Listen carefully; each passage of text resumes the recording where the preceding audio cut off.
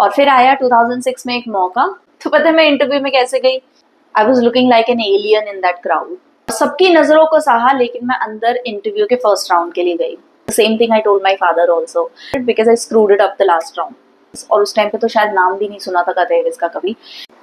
I completed my 12th इन 2005 और जैसा मेरा सपना था ही एयर होस्टेस बनने का, तो मुझे एक अपॉर्चुनिटी मिली to work with Indian Airlines और मैंने स्टार्ट किया इंडियन एयरलाइंस से अपना सफ़र अप्रेंटिस का।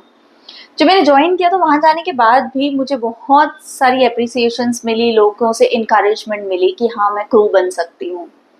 और फिर आया 2006 में एक मौका इंडिगो एयरलाइंस में का इंटरव्यू देने का। बट क्योंकि मुझे इस इंडस्ट्री की बहुत डेप्थ में नॉलेज नहीं थी या मैंने कभी कोई ट्रेनिंग्स ज्वाइन नहीं करी थी, तो मुझे नहीं पता था कि इंटरव्यू में जाने के लिए you should be well dressed. आपको स्कर्ट पहननी होती है, ब्लाउज पहनना होता है, प्रॉपरली मेकअप करना होता है, hair should be properly tied up, makeup, grooming, कुछ भी नहीं पता था। तो पता है मैं इंटरव्यू में कैसे गई? Sport shoes, jeans, T shirt, और उस टाइम पे मेरे जो हेयर होते थे that was up to my shoulder, so open hair. And imagine जब मैं वहां पहुंची, so everybody was staring at me. I was looking like an alien in that crowd. And imagine जब इतने सारे लोग आपको इतना घूर घूर के देखते हैं तो आपका कॉन्फिडेंस जो होता है वैसे ही बहुत कम हो जाता है। तो मैं रिज्यूमे सबमिशन में तो ज़रूर अप्लाई करूँगी। तो जब मेरी टर्न आई और मैं अंदर भी गई इंटरव्यू देने, तो interviewers also were kind of a shock to see me that and literally one of them asked me that it looks like you have come after a jogging.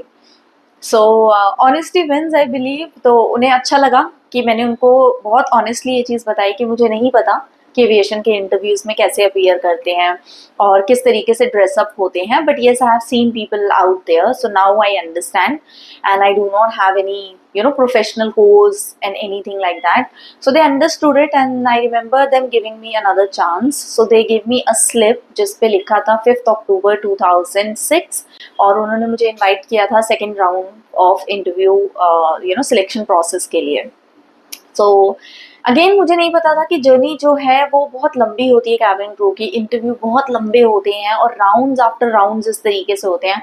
तो मैं घर से निकली 7 बजे। जब मैं वहाँ पहुँची तो मेरा फर्स्ट राउंड जो था that was group discussion which started at near about 10-10:30 और उसके बाद फिर बहुत लंबा सा वेट था बिकॉज कैबिन क्रू के इंटरव्यू जो होते हैं वो हर इंटरव्यू के राउंड में कुछ लोगों को निकालते हैं और बहुत सिलेक्टिव पीपल होते हैं जिन जो पास आउट करते हैं और आगे जाते हैं। तो इस तरीके से एक स्क्रूटनी होती है उनकी round after round which is actually time consuming for them.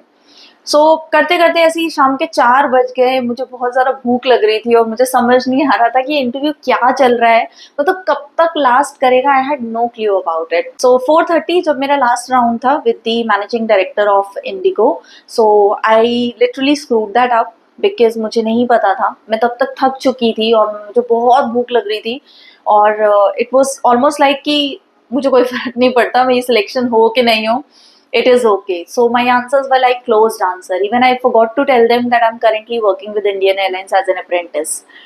और मुझे ऐसा लगा कि अगर मैं उनको बोलूँगी मैं कुछ नहीं करती हूँ तो मुझे हायर कर लेंगे, which was actually wrong, but never mind, यही एक्सपीरियंसेस होते हैं। तो जब मैं वो इंटरव्यू का राउंड दे के बाहर निकली तो मुझे पता था कि मेरी सिलेक्शन नहीं होगी and the same thing I told my father also.